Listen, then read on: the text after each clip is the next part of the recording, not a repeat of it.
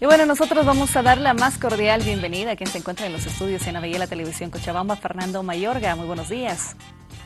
Buenos días, Gabriela. Un gusto saludarte y mediante tú y a toda tu audiencia. Bueno, Fernando, la verdad estamos muy pendientes a un evento en la carrera de Sociología, algo que se está desarrollando allá. Y dentro de ello también tenemos entendido que se tiene la presentación de un libro. Este tiene que ver con un análisis sobre el proceso del referéndum con características muy particulares de repente del 21 de febrero, referéndum que se desarrolló este año en nuestro país. Sí, efectivamente, mañana, jueves 30 de junio, se inaugura el sexto Congreso Nacional de Sociología que congrega a todas las carreras de sociología del país y que tiene como sede a la Universidad Mayor de San Simón y tiene como tema central el pensamiento de René Zavaleta Mercado, un destacado intelectual boliviano. Y en el marco de este congreso que va a durar jueves, viernes y sábado, el jueves en la noche vamos a presentar dos libros. Un libro sobre el referendo revocatorio realizado el año 2008 y que es Democracia Participativa y Crisis Política. Y también el libro al que hiciste tu referencia, que es Urnas y Democracia Directa, que es un balance del referendo constitucional realizado el 21 de febrero.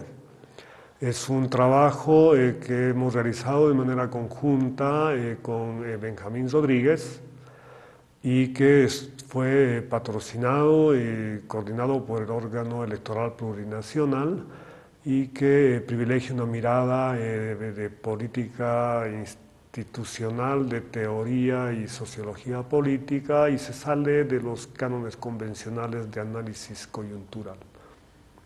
¿Qué menciona, si podemos tener un análisis, un resumen en este caso, Fernando?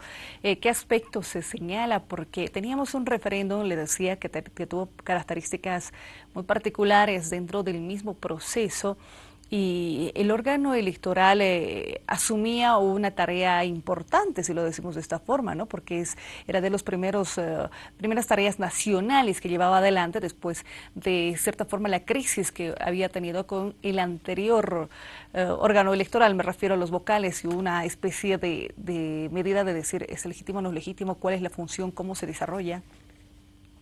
Exactamente, pero no solamente en términos de composición del Tribunal Supremo Electoral, sino también en cuanto al funcionamiento de este nuevo órgano del Estado.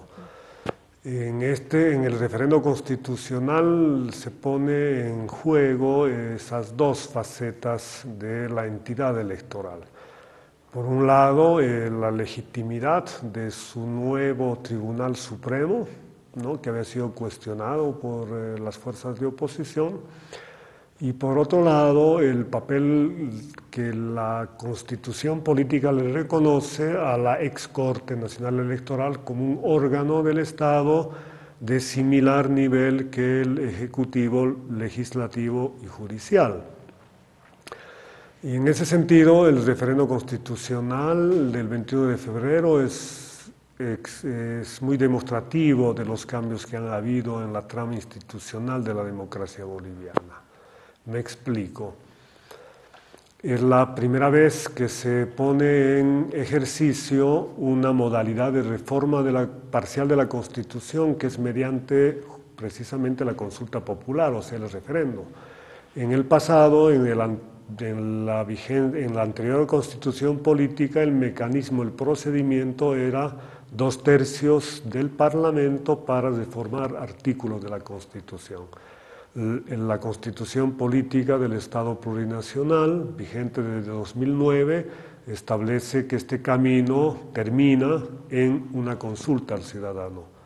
Y es lo que ocurrió en esta oportunidad, es decir, empieza a ponerse en vigencia una institución nueva de la democracia intercultural, que es la democracia participativa y directa, en este caso el referendo, para reformar de manera parcial la Constitución política.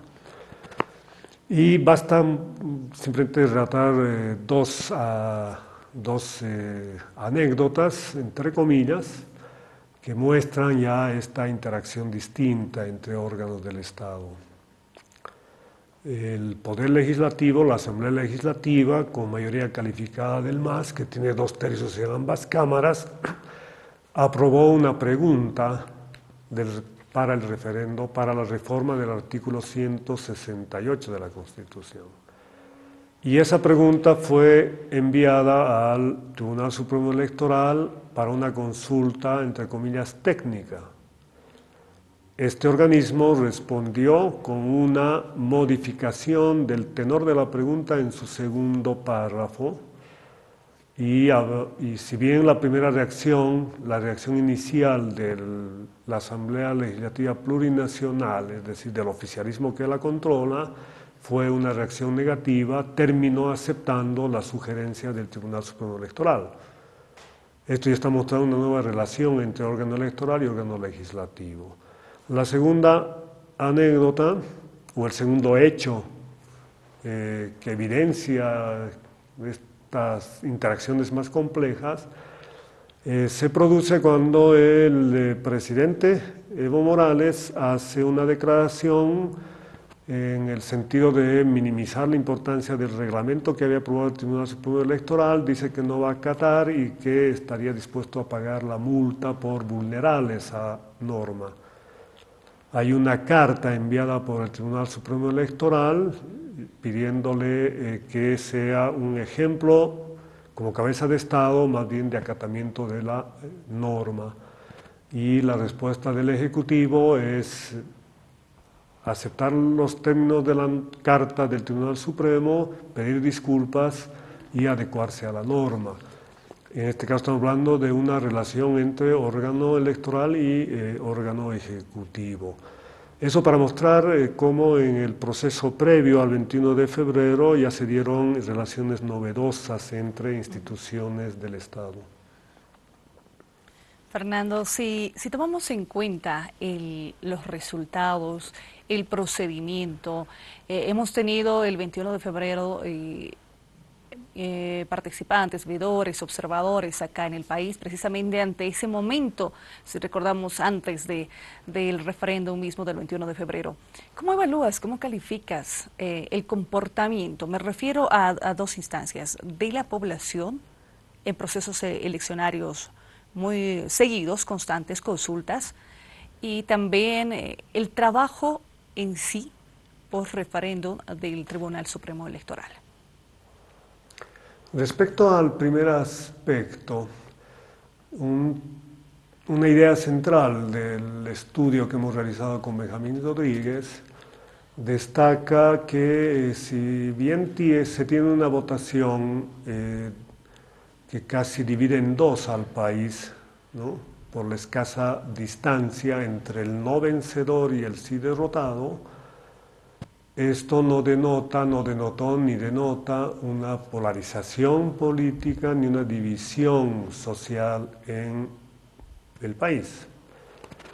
Es decir, la gente, la población, la ciudadanía ejerció su voto de manera autónoma y salió ese resultado frente a una consulta.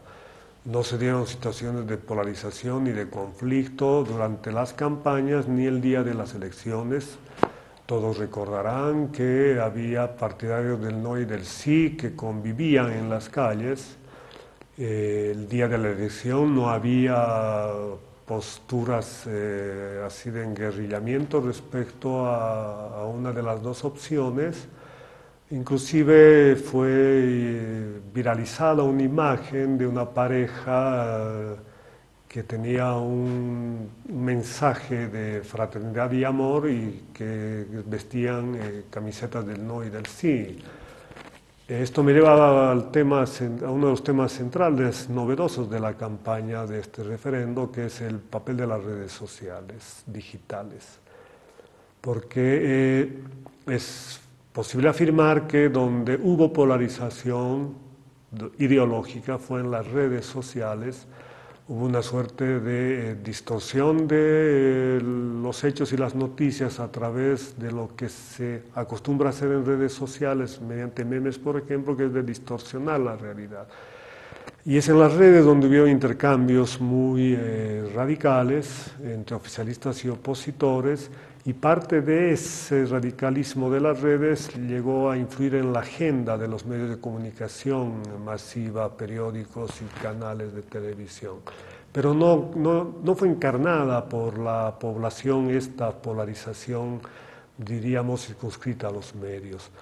Entonces tenemos una situación muy distinta si comparamos el ambiente político del 2016, del referendo pasado, con el que vivió Bolivia el año 2008, cuando se dio el referendo por la revocatoria de mandato del presidente y de los prefectos. En este camino, y tu pregunta es muy certera, ¿cuál fue el papel del Tribunal Supremo Electoral o del órgano electoral en general? Creo que fue muy importante por otro hecho que tiene que ver con su especificidad institucional. El Tribunal Supremo Electoral elaboró un nuevo reglamento, un reglamento específico para referendos, y no utilizó el que estaba vigente que estuvo vigente en los referendos por la aprobación o rechazo de los estatutos autonómicos, que, como bien nos podemos acordar, fue motivo de muchas críticas porque ponía muchas restricciones a la participación, a la deliberación y al debate, como por ejemplo aquella obligación de registrarse ante el organismo electoral para poder hacer campaña por el sí o por el no. El Tribunal Supremo Electoral actual lo que hizo fue elaborar un nuevo reglamento que eliminó estas restricciones, más bien estableció varios incentivos para la participación, o sea, una nueva concepción de movilización ciudadana, inclusive este término es incorporado en ese reglamento. Y es por eso que hubieron muchas iniciativas desde la sociedad civil para organizarse, para apoyar el sí o por el no. La mayoría de las articulaciones ciudadanas, agrupaciones o colectivos ciudadanos, como se autodenominaron, pudieron hacer esta acción porque el reglamento ya no tenía esas limitaciones.